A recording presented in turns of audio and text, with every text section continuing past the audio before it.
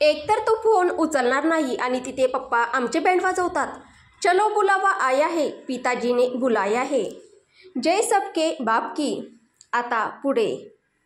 अमित रडत रडत, हा देव मला असा का त्रास देतो नेहमी, का छळतो हा असा मला. अमित देवाच्या नावाने रडतच होता की मध्येच जानू काय झालं असं म्हणत अमितच्या पाठीमागून एक नाजूकसा मधाळ आवाज अन त्याहून मादक चेहरा रानाच्या पुढे आला. आणि रानाच्या हृदयातून एकच आवाज निघाला, हाय. ती पाहताच माझा कलिजा खल्लास झाला. आतापर्यंत अर्धवट झोपेत पेंगुळलेल्या मरगळलेल्या अवस्थेत असलेला राणा त्या मुलीला बघताच एकदम टकाटक फ्रेश झाला आणि लगेच त्याने खिशातून कंगवा काढून केसातून भांग पाडला. राणा त्या मुलीसमोर हसत आपला हात पुढे करत, hi my self Rana Pratap, नाम तो सुना ही होगा. जगातला most dashing most handsome hunk आपल्या कोटच्या खिशातलं कार्ड काढून त्या सुंदर मुलीला देत, हे माझं कार्ड, तुम्ही मला कधीही कुठेही अगदी कोणत्याही वेळी फोन करू शकता. सुंदर मुलींचा फोन घ्यायला मी नेहमीच तयार असतो. राणाला असं तोंड आवासून आपल्या गर्लफ्रेंडवर लाईन ते पण आपल्यासमोर मारताना बघून अमितचं टाळकंच सटकलं आणि त्याने रागाने राणाचा गळाच दाबला. हरामखोर माणसा, गर्लफ्रेंड आहे ती माझी, तिला कार्ड कसला देतो, लिचड कुठला, आधी तोंड बंद कर तुझे ते. तोंडातून लाळ गळते कुत्र्या. आपल्या गर्लफ्रेंडकडे वळत, बेबी तू आतमध्ये जा आधी, मी आता येतो 5 मिनिटात स्वीट हार्ट. ती मुलगी केसातून हात फिरवत असलेल्या त्या हँडसम राणाकडे एक तिरपी नजर टाकत किंचित ओठ दाबून हसतच आतमध्ये गेली. अमितला तर राणाला खाऊकी गिळू झालं होतं. अमित राणाला, तू आधी निघ इथून, निघ आधी तू इथून. राणा अमितकडे बघत, एंगेजमेंट झाली आहे. अमित गोंधळून, नाही. राणा, लग्न झालं आहे. अमित गोंधळून, नाही. राणा, मग ह्या सुंदर लाईनवर आपली लाईन ओढण्याचा प्रत्येकाला पुरेपूर हक्क आहे. अमित रागात, तुला तर मी नाता. रागात येऊन अमित जोरात राणाच्या तोंडावर दरवाजा आपटायला गेला. पण राणाने मध्येच पाय ठेवल्यामुळे त्याला दरवाजा काही बंद करता येईना. अमित चिडत, हे बघ तू परत दरवाजा अडवला ना तर मी दरवाजाच्या फटीत तुझं बोट चिमटवीन. राणा चिडत, तू माझं बोट दरवाजाच्या फटीत चिमटवायला मी काय लहान आहे का आता. राणाने वैतागूनच अमितला 2-4 शिव्या हसडल्या. सितारा सिंग कधीपासून राणा आणि अमितची ही उंदरा मांजराची जुगलबंदी बघत होता. शेवटी वैतागून तो आपली गन लोड करू लागला. सितारा सिंगला असं अचानक एक गोळी त्या गनमध्ये लोड करताना बघून त्या दोघांनी सितारा सिंगला विचारलं की, तू बाबा गन कशाला लोड करतोयस. त्यावर सितारा सिंग शांतपणे त्यांना बोलला, ते काही एवढं सिरियस नाही, आपलं ते सहजच. बॉसने निघताना सांगितलं होतं की 10-15 मिनिटाच्या आतमध्ये तुम्ही दोघे पॅलेसमध्ये पोहोचले नाही तर तुमच्या दोघांच्या पंपवर गोळ्या घालायच्या. आणि एवढं बोलून सितारा सिंग परत शांतपणे हातातील गन लोड करू लागला. ते बघून राणा आणि अमित दोघे जोरात किंचाळले, ऐ ऐ ऐ अरे येड्या, गोळी कुठे चालवतो, खाली बसण्याचे वांदे होतील आमच्या. राणा, तरीच म्हटलं बॉसने मी असताना या येडच्या का पाठवलं. बॉस पण ना माझ्याबरोबर माझ्या तिरडीचं सामान पण आठवणीने पाठवतात.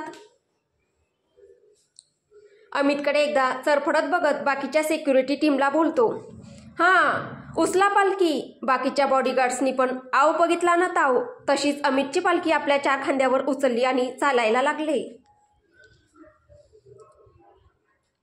अमित ओरडत, अरे अरे मला पॅन्ट तरी घालू द्या, निदान टी-शर्ट तरी. अरे गाढवांनो जरा थांबा, अरे जरा थांबा की रे. अरे यार, असं कोणी कोणाला घरातून उचलून नेतं का मम्मा.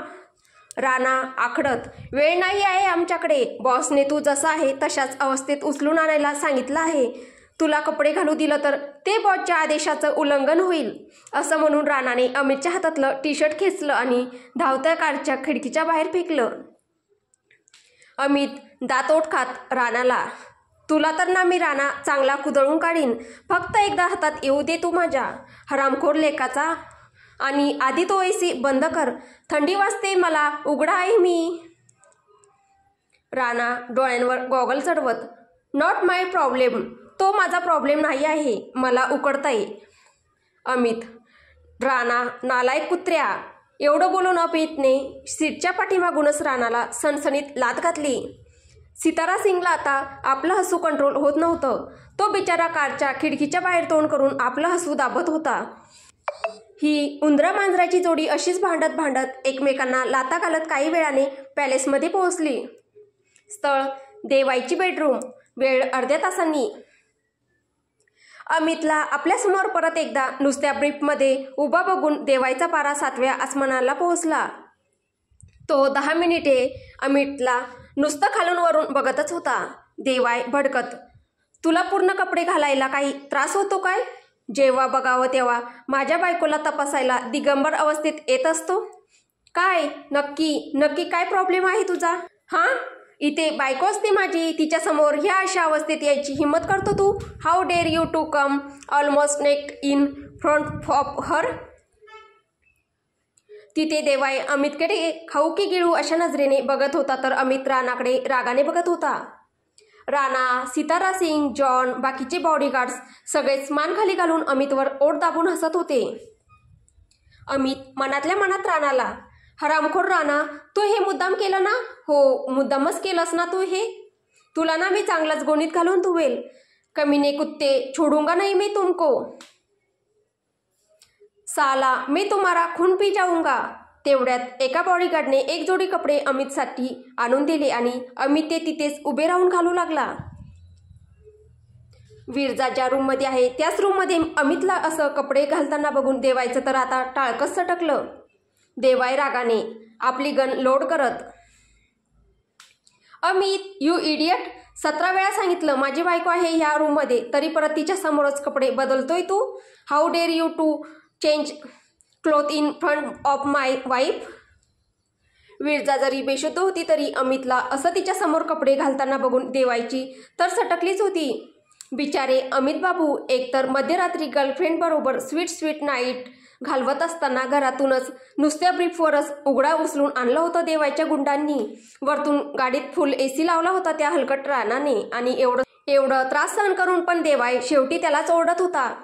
ए साला दुःख काही खतम नाही होता हे यार. अमित दात काढत असलेल्या राणाकडे रागाने बघत मनातल्या मनात, हरामखोर राणा, हलकट कुत्र्या, तुझ्यामुळे होतंय हे सगळं. तुला नाही चांगला कुदळून काढला ना तर नाव नाही सांगणार. अमित. अरे देवा, आडनाव काय होतं माझं? मम्मा. बिचारा अमित टेन्शनमध्ये आपलं स्वतःचं आडनाव पण विसरून गेला होता. एकदा विरजाकडे बघत आणि एकदा देवायच्या त्या लोडेड गनकडे बघत सॉरी वहिनी करत तो बाथरूममध्ये पळाला. थोड्याच वेळाने अमित विरजाला तपासू लागला, पण त्याला विरजाला स्पर्श करायची परवानगी नव्हती. परत त्याच्या डोळ्यांवर पट्टी बांधण्यात आली. रूममधले सगळेच बाहेर गेले. अमित मनात, माझा अगदी शोलेमधला ठाकूर आणि महाभारतातला धृतराष्ट्र एकदमच करून टाकलाय याने. विसरलोस कसा मी की हा सायको आहे ते? देवाय त्याची एक भुवई तिरपी करत, काही बोललास? अमित देवायकडे बघून दात काढत, नाही कुठे काय, काहीच नाही. मनात, तू तुझ्या जानला त्रास दे, स्वतःला मग 10 पट त्रास करून घे आणि मग आम्हाला त्याच्या 100 पट त्रास दे. आयुष्य करून टाकली आहे देवा ह्या देवाय ठाकूरने माझी. अमित मनातल्या मनात रडत होता आणि तो मनातल्या मनात इतक्या मोठ्याने रडत होता की त्याच्या मनातलं चक्क देवायला ऐकू येत होतं. अमित विरजाला मेड आणि देवायच्या मदतीने तपासत होता. एकदा विरजाला तपासून झाल्यावर मेड्सनी विरजाच्या अंगावर परत चादर टाकली. राणा, जॉन, सितारा सिंग परत रूममध्ये आत आले होते, तर अमित घरी जायची तयारी करू लागला.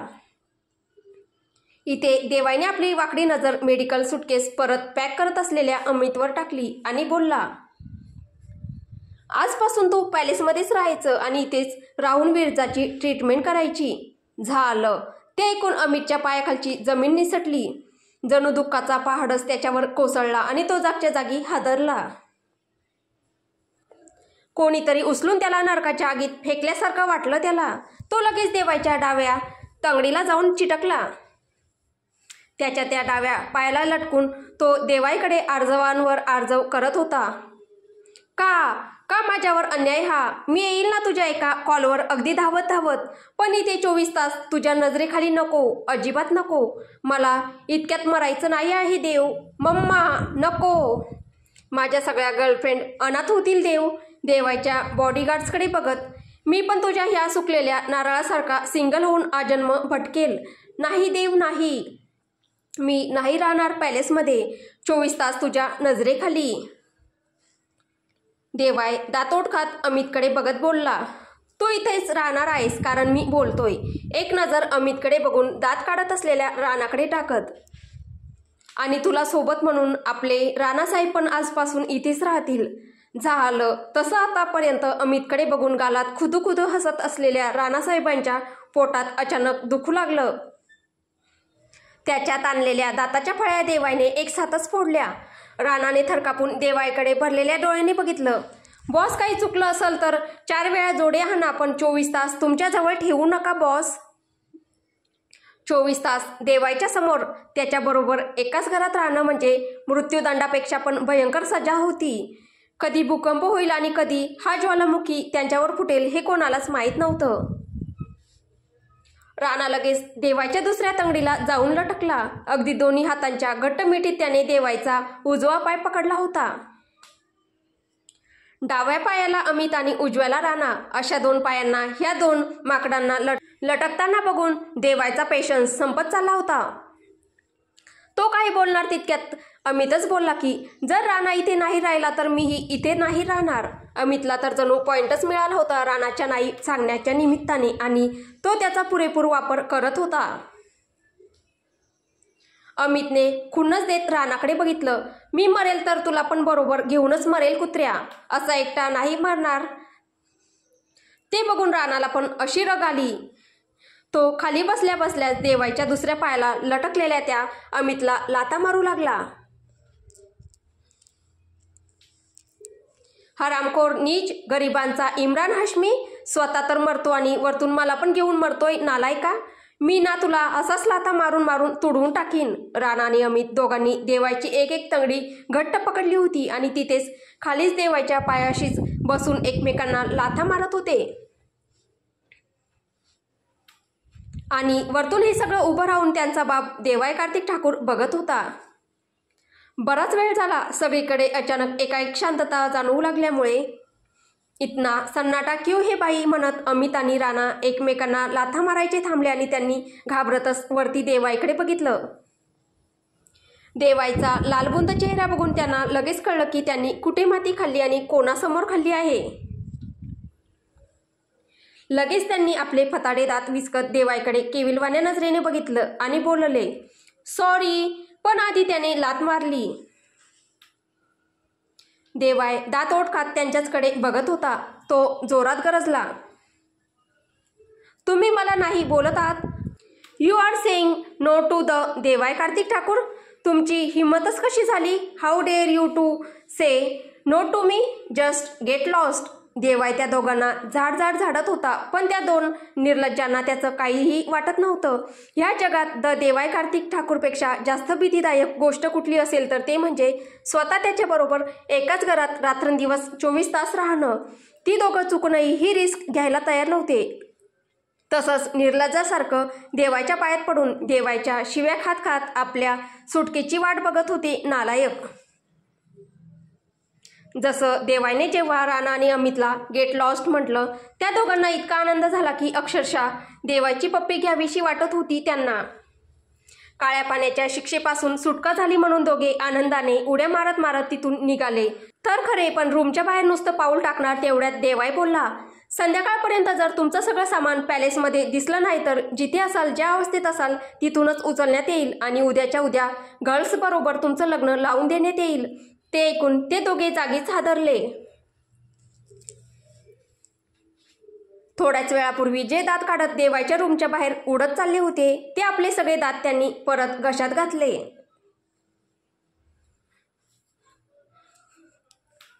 राणा आपल्या डोळ्यातले अश्रू आवरत, मला तर लहानपणापासूनच पॅलेसमध्ये राहायला आवडतं. I love palace. देवाईकडे तिरक्या नजरेने बघत, अँड काइंड प्रिन्स. अमित आपले रडणारे डोळे आणि गळणारं नाक पुसत, माझं तर स्वप्नच होतं आधीपासून पॅलेसमध्ये राहायचं. थँक्स देव आम्हाला ही संधी देऊन आमच्या आयुष्याचं सोनं केल्याबद्दल. आणि ते दोघे रूमच्या बाहेर पडले. जॉनला स्वतःच हसू आवरलं जात नव्हतं. हसून हसून डोळ्यात पाणी येत होतं नुसतं. पण त्याने ते मोठ्या मुश्किलीने थांबवलं. नाहीतर जर त्याच्या बॉसचं डोकं फिरलं तर त्यालाही 24 तास त्याच्याबरोबर राहावं लागलं असतं. त्याने सितारा सिंगलाही दात काढण्यापासून थांबवलं. देवाईबरोबर 24 तास राहण्याच्या कल्पनेने सितारा सिंगचा चेहरा पांढरा फटक पडला होता. त्याचं हसू आपोआपच थांबलं गेलं. स्थळ देवाईची बेडरूम. वेळ दुसऱ्या दिवशी सकाळी विरजा पक्ष्यांच्या किलबिलाटाच्या आवाजाने उठली. तिला सुरुवातीला कळलं नाही की ती नेमकी कुठे आहे. नंतर तिला आठवलं की ती देवाईच्या बेडरूममध्ये आहे आणि काल ती बाल्कनीतून खाली कोसळत होती. मरणार होती ती काल. ते आठवल्यावर विरजा अर्धवट झोपेतून खडबडून जागी झाली आणि स्वतःला चाचपू लागली. पण ती तर जिवंत होती, एकदम पूर्ण जिवंत. पण कसं काय? तेवढ्यातच तिचं लक्ष समोरच कपडे बदलत असलेल्या देवाईकडे गेलं. आत्ताच आंघोळ करून बाहेर आला होता तो. देवाईला नुसत्या टॉवेलवर बघून विरजाला अवघडल्यासारखं झालं. देवाईचं लक्ष पण तिच्याकडे वेधलं गेलं. ती उठल्याचं बघून तो तिच्याकडे जाणार तेवढ्याच त्याला लक्षात आलं की आपण फक्त टॉवेलवर आहोत. त्याला पण थोडं ऑड वाटलं. त्याने आपले तिथेच बेडवर पडलेले कपडे उचलले आणि चेंजिंग रूमकडे जाऊ लागला. पण मग त्यातला देवाई ठाकूर जागा झाला. मी कशाला आतमध्ये जाऊ? ही माझी बेडरूम आहे. मी काय ॲडजस्ट करू? तिला ॲडजस्ट करायचं असेल तर ती करेल, असं म्हणून तो तिथेच थांबला आणि कपडे घालू लागला. त्याला तसंच तिथे उभं राहून कपडे घालताना बघून विरजाने डोळेच विस्फारले. आधीच ती त्याला घाबरायची. कधी नजर वर करून त्याच्याकडे बघायची हिंमत झाली नव्हती तिची. त्यातून तो असा अचानक समोर आल्यामुळे तिचं घाबरून पाणीच झालं. आज भीतीबरोबर अजून पण काही जाणवत होतं तिला. तिने पटकन आपली नजर खाली केली आणि झटकन त्या खोल अंथरुणात शिरली. अजस्र सिंहाला आपल्या समोर बघून भीतीने डोक्यावरून पांघरून घेऊन झोपून गेला तो उंदीर. तिला तिच्या बेडवरचा उजव्या बाजूचा भाग जरा उबदार आणि दबल्यासारखा वाटला. हे झोपले होते का रात्री माझ्या बाजूला? तिचा हात तिच्या नकळत त्या जागेवरून हलका हलका फिरू लागला. काल रात्री देव माझ्या बाजूला होता. इथे देवाई आरशातून तोंडावरून पांघरून घेऊन झोपलेल्या विरजाकडे तिरक्या नजरेने बघत होता. तिला असं डोक्यावर पांघरून घेऊन झोपताना बघून त्याला रागच आला. त्याचं टाळकंच सटकलं. इज शी इग्नोरिंग मी? ती मला इग्नोर कसं करू शकते? कसरत वाटलो का मी तिला इग्नोर करायला? रागाने त्याच्या नाकपुड्या फुरफुरल्या. तो आता शर्टची बटणं लावत होता. कपडे घालून झाल्यावर तो रूमच्या बाहेर गेला. परत आत आला, परत बाहेर गेला. असं 7-8 वेळा झालं. त्याला तिच्याशी बोलायचं होतं, खूप काही विचारायचं होतं. आता कसं वाटतंय तुला? काही त्रास होतोय का? कुठे दुखतंय का? ती झोपेत असती तर घट्ट मिठीत घेऊन कुरवाळलंही असतं त्याने. पण ती जागी होती आणि त्याचा हिमालय एवढा अहंकार तिला काही विचारायच्या आड येत होता. आणि आता त्याला कळत नव्हतं की काय करावं, कशी तिची विचारपूस करावी. शेवटी त्याने विचार करून मेडला वरती बोलवलं. मेड वरती आली तसा तो मेडला बोलला, काळजी घ्यायला शिका जरा. प्रत्येक वेळी वाचवायला मी हजर असणार नाही. घरातल्या घरात नको ते स्टंट करायची काही गरज नाही. यापुढे काही थोडंसं पण लागलं तर माझ्याशी गाठ आहे. तिथेच पाण्यात बुचकळून काढेन. यापुढे मला कुठलीही चूक नको. जे पण हेल्दी फूड आणि मेडिसिन असतील ते गुपचूप खायचे. नखरे नको आहेत मला अजिबात. मेडच्या माध्यमातून देवाईने विरजाला झाड झाडलं. पण मेड पण थोडी वयस्कर होती आणि तिनेही बरेच पावसाळे बघितले होते. त्यामुळे ते तिलाही चांगलं माहीत होतं की हे प्रेयसीमधलं प्रेमाचं भांडण आहे आणि ते विरजाला उद्देशून आहे. देवाईचं बोलणं होताच ती मान खाली घालून हसत तिथून निघून गेली. देवाई मात्र तिथेच उभा राहून आपले घातलेले कपडे परत चेक करत होता. अर्धा तास झाला तरी हा प्रकार काही थांबत नव्हता. विरजाने मग हळूच पांघरुणातून मांजरीसारखी थोडं डोकं बाहेर काढलं आणि त्याच्या दिशेला बघितलं. त्याला तिला आज एकटं सोडून जायची अजिबात इच्छा नव्हती. तो तिथेच घुटमळत होता. कालच्या प्रकाराने पुरता हादरून गेला होता तो. मी नसताना तिला परत काही झालं तर? तिच्या काळजीने आतून नुसता पोखरून गेला होता. त्याने जॉनला फोन करून तो घरूनच ऑफिस जॉईन करेल असं सांगितलं. विरजा हे सगळं पांघरुणाच्या त्या छोट्याशा फटीतून बघत होती. खडूस आकडू कुठले, काळजी असली, प्रेम असलं तरी तिथेही धमकीच द्यायची, दादागिरीच करायची, नेहमी जबरदस्तीनेच वागायचं. नीटपणे कधी वागताच आलं नाही यांना कधी. पण असेच तर होते ते आधीपासूनच. तरी मला का आवडत होते एवढे? काय एवढं प्रेम होतं त्यांच्यावर माहीत नाही. कदाचित आजही. तशी त्या कल्पनेने विरजा थरकापून गेली. नाही विरजा नाही, तू आजही त्याच्यावर प्रेम करत नाही. लक्षात ठेव, 215 मेले, फक्त तू जिवंत, शेवटची जिवंत. पण किती काळ? विरजाचे डोळे भरून आले आणि ती तोंडावर पांघरून घेऊन परत झोपून गेली.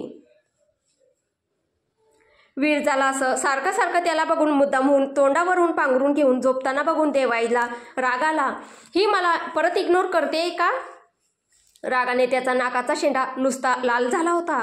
अंगातलं ब्लेझर तसंच काढून त्याने जमिनीवर फेकत आणि तो विरजाच्या अंथरुणात शिरला. त्याने तिला खसकन आपल्याकडे ओढलं आणि रागाने विचारलं, आर यू इग्नोरिंग मी? त्याच्या अशा अचानक एकदम जवळ येण्याने विरजा बावरून गेली, घाबरली ती. पण एवढं होऊनही तिची नजर बंदच होती. अजूनही तिने डोळे उघडले नव्हते. तिच्या अशा डोळे बंद करण्याने, त्याला न बघण्याने त्याचा इगो हट होत होता. कुठेतरी त्याला दुखत होतं की काय हिला माझ्याकडे बघायचं नाही. आज मी म्हटलं तर जगातल्या सगळ्या सुंदर मुली माझ्या पायाशी लोळण घ्यायला तयार होतील, पण फक्त हिलाच माझ्याकडे बघायचं नाही आहे, किंवा हिला कधी माझ्याकडे वळून बघावंसं वाटत नाही. बायको आहे ही माझी, बायको. लग्न होऊन सुद्धा काय उपयोग? रागाने तो तिच्या अंगावरच आला आणि त्याने आपल्या अवजड शरीराचा भार तिच्या अंगावर टाकला. त्याच्या अशा इतक्या जवळ येण्याने गोठून गेली ती. तिची विचारशक्तीच बंद पडली. तो मात्र थांबत नव्हता. अजून जवळ येत होता तिच्या, एकदम जवळ. जवळजवळ 4-4.5 वर्षांनी ते एकमेकांच्या इतके जवळ येत होते. रागाने का होईना पण देवायला आता थांबावंसं वाटत नव्हतं. पुढेच जावंसं वाटत होतं. आज प्रत्येक लिमिट क्रॉस करावीशी वाटत होती, मग तिची मर्जी असो का नसो. देवाच्या स्पर्शाने विरजाच्या मनातही गतस्मृती जागृत होत होत्या. त्यांचे ते क्षण, फक्त त्या दोघांतले काही मधुर क्षण. डोळ्यातून अश्रू वाहत होते तर मनाच्या त्या बेड्या तटातट तुटत होत्या. लग्न होऊनही कधी त्यांचा मधुर चंद्र साजरा झालाच नव्हता, ना कधी ते चुकूनही जवळ आले होते. आणि आज असं अचानकपणे त्यांनाच कळत नव्हतं की नक्की काय होतंय. पण ते एकमेकांकडे ओढले जात होते, खास करून देवाई विरजाकडे. देवायला कधी विरजाच्या अत्यंत गरिबीतला आणि त्याच्या प्रचंड श्रीमंतीतला फरक कधीच जाणवला नाही, किंवा त्याने जाणून घेण्याचा प्रयत्न केला नाही. ती नेहमीच त्याच्या स्वप्नातील राणी होती, सुंदर, नाजूकशी गोडपरी. आणि आजही ती तिच्या घाव आणि व्रणाने भरलेल्या शरीरासहित त्याच्यासाठी तेवढी सुंदर होती. My beautiful love, you are still mine. देवाने विरजाच्या मानेत आपलं ओठ खुपसले. त्याच्या ओठातून हलकेच हुंकार निघाला, जान. त्याच्या आवाजाने जणू विरजाच्या मनात अडकलेले सगळे पाश तुटले. किती वर्षानंतर त्याने अशी हळूवार हाक मारली होती तिला. विसरूनच गेली होती ती. हा स्पर्श, ही तिची हक्काची, केवळ तिच्यासाठी असलेली, तिच्या प्रियकराची हाक, फक्त तिच्या देवायची हाक, त्याच्याच विरजासाठी. देवाय पण हळूहळू तिच्यात गुंतत चालला होता. तिच्या भेटीत येऊन त्याचा राग कुठल्या कुठे शांत झाला. कुठेतरी खोल हृदयाच्या तळाशी गाडून टाकलेल्या तिच्या प्रतीच्या भावना, प्रेम, आकर्षण सगळं उफाळून येत होतं. त्याला आता स्वतःला आवरणं कठीण झालं होतं आणि आज त्याला स्वतःला आवरायचंही नव्हतं. आज सुटू दे प्रेमाचा सुकाणू भावनांच्या वादळात. इथे वाचायचं कोणाला आहे? आम्ही तर कधीपासून तुझ्या प्रेमात मेलो आहे विरजा जोशी. तो हळूहळू तिच्या मानेपासून ओठांपर्यंत आला. विरजाच्या थरथरत्या ओठांकडे लक्ष जाताच त्याच्या ओठांवर एक हलकंच स्मित पसरलं. माईन म्हणत त्याने हलकेच तिच्या ओठांवर आपले ओठ टेकवले.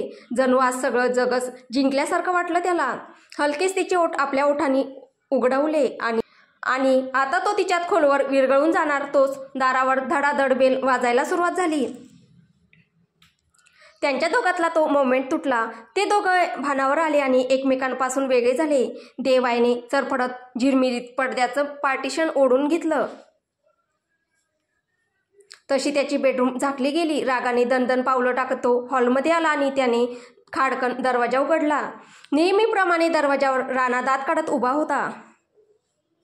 देवायला त्याच्या अशा सणसणीत कानाखाली वाजून द्यावीशी वाटली ना की काय सांगावं. सगळ्या मूडचा त्याच्या आणि विरजातल्या इतक्या छान सुंदर क्षणाचा सत्यानाश करून टाकला होता गाढवाने. आज कदाचित देवाई विरजा एकत्र झाले असते तर कदाचित त्यांच्या आयुष्यातील सगळी बंधन तुटून गेली असती. हा रक्तसंवार कदाचित इथेच थांबला असता, पण नियतीला कदाचित ते मान्य नव्हतं. Rana, good morning boss. तुम्ही सांगितल्याप्रमाणे बाल्कनीला ग्रिल लावायचं काम सुरू झालंय बॉस. 1-2 तासात पूर्ण बाल्कनी सेक्यूर होऊन जाईल. मोठ्या आशेने राणा देवाईकडून शाबासकीची अपेक्षा करत त्याच्याकडे मोठमोठ्या डोळ्यांनी टकामका बघत होता.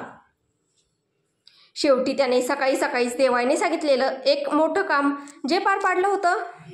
पण अजूनही दातोट खात असलेल्या देवाईकडे लक्ष जाताच त्याला कळलं की त्याने नको त्यावेळी माती खाल्ली आहे. तो पटकन सॉरी बॉस असं बोलून तिथून सटकला. इथे विरजा मगाच्या प्रसंगातून भानावर आली होती. विरजा मनात स्वतःला कोसत, हे काय करत होतीस तू विरजा? तो देवाई कार्तिक ठाकूर आहे, तुझा प्रेमळ देव नाही. विसरलीस तू त्याने काय केलं होतं तुझ्याबरोबर? कशी विसरलीस तू त्या जेलमधली ती 3 भयान वर्ष? त्या हातातल्या लोखंडी सळ्या, त्या बर्फाच्या लाद्या, ते बेल्टने मारलं, दिवस रात्र टॉयलेटमधल्या कमोडला बांधून ठेवणं, की नग्नपणे त्या संपूर्ण बॅरेकमधून काढलेली तुझी ती धिंड? विसरलीस तू त्या लोखंडी रॉडची मारहाण, तुझा तो जखमी अदुपाय आणि करणचा मृत्यू, तुझ्या करणचा मृत्यू? कसं विसरलीस तू हे सगळं त्या देवाई ठाकूरच्या एका स्पर्शात? तुमच्या दोघात कधीच काही चांगलं होणार नाही विरजा. सगळं कधीच बिघडून गेलंय, नीट करण्याच्या पलीकडे गेलंय. नाही होणार तुम्ही कधीच एकत्र. तुला खरंच परत त्या जेलमध्ये जायचं आहे का विरजा? जेलच्या त्या नुसत्या आठवणीने, त्या अत्याचाराच्या नुसत्या उल्लेखाने विरजा थरथर कापू लागली. परत आपल्या त्याच पॅनिक मोडमध्ये जाऊ लागली. वेड्यासारखी मागे पुढे होत होती ती. एकटीच बडबडत करत होती, जेल नाही, जेल नाही, विरजाला जेल नाही. Viraja is a good girl. Viraja चुकीचं वागणार नाही. पण प्लीज तिला मारू नका. खूप दुखतं तिला, खूप खूप रक्त येतं. प्लीज तिला मारू नका, तिला मारू नका. देव प्लीज मला मारू नको ना. खूप लागतं देव, मला खूप लागतं. हातपाय सुचतात नुसते, काळे निळे पडतात. तोंडाने बोलता येत नाही, नुसतं रक्त रक्त बाहेर पडतं देव. मी नाही परत जेवण मागणार, मी नाही परत बोलणार की मला भूक लागली आहे. पण प्लीज मला परत मारू नका ना देव. नाही जायचं आहे मला त्या जेलमध्ये परत. मला नको पाठवू देव, नको पाठवू. देवाई बाल्कनीत उभा होता. एकदा त्या गार्डनच्या खड्ड्यांकडे बघत होता, तर एकदा त्या दूर टेकडीवरच्या जुन्या हवेलीत ब्रेन डेड पडलेल्या आपल्या बहिणीच्या दिशेने. स्वतःलाच लाख लाख धिक्कारत होता की कसा तो कमजोर पडला तिच्या एका स्पर्शाने, आणि विसरलास की आज तिच्यामुळेच त्याच्या घराची अशी वाताहत झाली आहे. काय काय सहन करावं लागलंय तिच्यामुळे. त्याने रागाने स्वतःचा हात भिंतीवर आपटून रक्तबंबाळ करून घेतला. तर पुढे काय होईल हे आपल्याला पुढच्या भागात पाहायला भेटेल. तुम्हाला ही कथा कशी वाटते आहे कमेंटद्वारे नक्की कळवा. आणि कथा आवडत असेल तर व्हिडिओला लाईक करा, शेअर करा. आणि कथेचे पुढील भाग ऐकण्यासाठी आपल्या चॅनलला सबस्क्राईब करा. धन्यवाद.